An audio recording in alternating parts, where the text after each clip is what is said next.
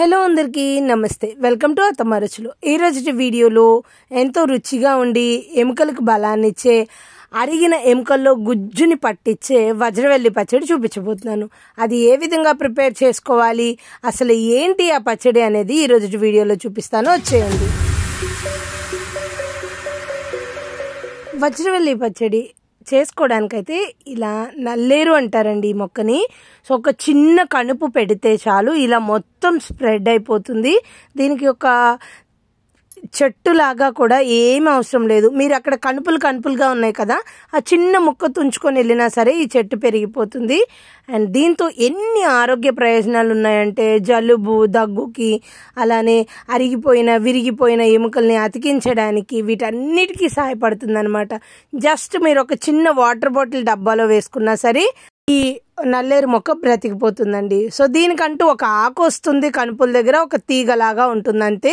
చెట్టులాగా గుబురుగా అయితే ఏముండదండి, బాగా ఇట్లా పెరిగిపోతుంది తీగలుగా.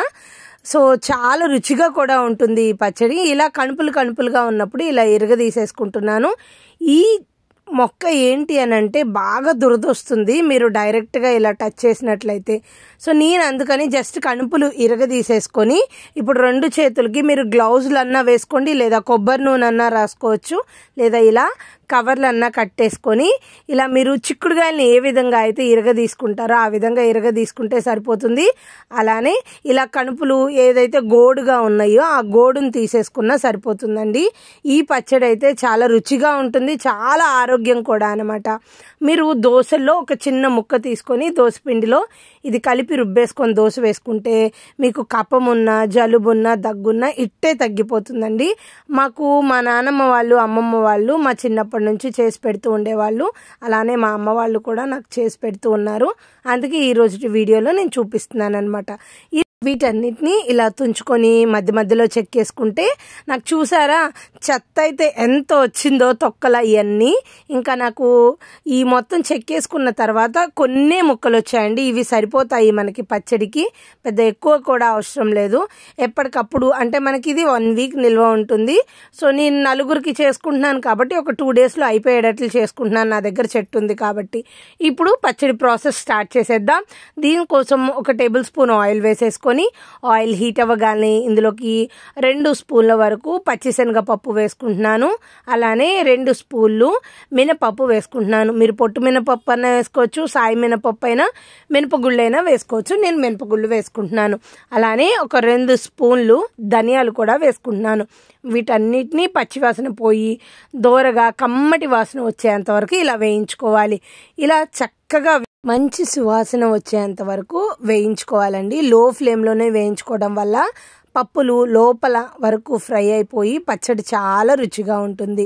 ఇలా చూడండి, మనకి ఈ దినుసులన్నీ వేగిపోగాలని ఇంకా లాస్ట్ 1 మినిట్లో దించుతామనగా ఇందులోకి ఒక చిన్న స్పూను జీలకర్ర వేసుకుంటున్నాను. జీలకర్ర వేగడానికి ఎక్కువ టైం పట్టదండి, ఒక 2 నిమిషాలు అలా వేయించుకొని, ఇప్పుడు ఇందులోకే నేను ఒక 5-6 నా దగ్గర తేజ మిరపకాయలు ఉన్నాయి, కారానికి తగినన్ని ఎండుమిరపకాయలు కూడా వేసేసుకొని ఒక 2 నిమిషాలు ఆ వేడికే వేగనిస్తే సరిపోతుంది. ఇప్పుడు స్టవ్ ఆఫ్ చేసేసుకొని కంప్లీట్గా చల్లారనివ్వాలి.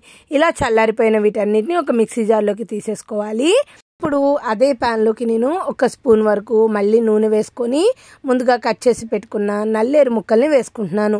దీన్నే వజ్రవల్లి అని కూడా అంటారండి. ఇది ఎముకలు విరిగిపోయినా లేకపోతే అతకడానికి ఉపయోగపడుతుంది, అలానే గుజ్జు లేకపోయినా గుజ్జు పడడానికి ఉపయోగపడుతుంది అనమాట.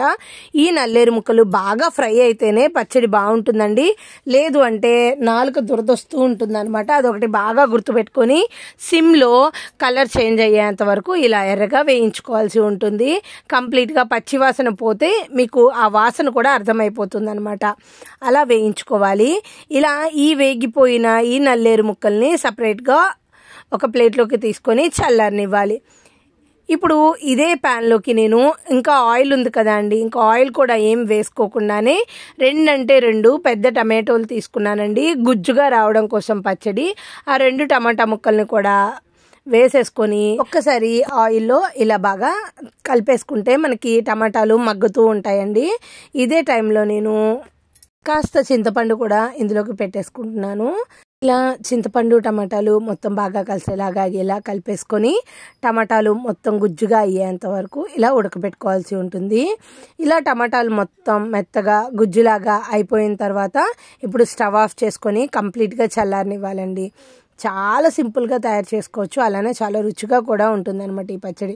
ఇప్పుడు చల్లారిపోయిన వీటన్నిటిని ఈ పచ్చిశనగపప్పు వాటిలోకి నల్లేరు ముక్కలు కూడా వేసేసుకొని ఒక 4-5 వెల్లుల్లి రెబ్బలు, కొంచెం పచ్చి జీలకర్ర, రుచికి సరిపడా ఉప్పు వేసేసుకొని ఫస్ట్ వీటన్నిటిని మిక్సీ పెట్టుకోవాలి.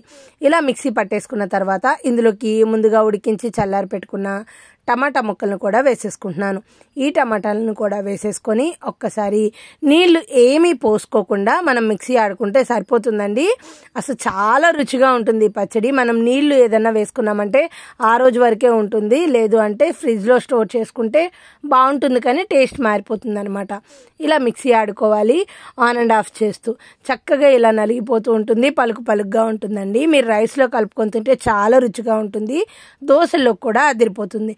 మీరు తప్పకుండా ఈ నల్లేరు పచ్చడిని ట్రై చేసి టేస్ట్ ఎలా వచ్చిందో నాకు కామెంట్ చేయడం మర్చిపోకండి. అలానే నా ఈ వీడియోని లైక్ చేసి మీ ఫ్రెండ్స్ అండ్ ఫ్యామిలీ మెంబర్స్కి షేర్ చేయడం, నా ఛానల్ని సబ్స్క్రైబ్ చేసుకోవడం మర్చిపోకండి. Thank you for watching.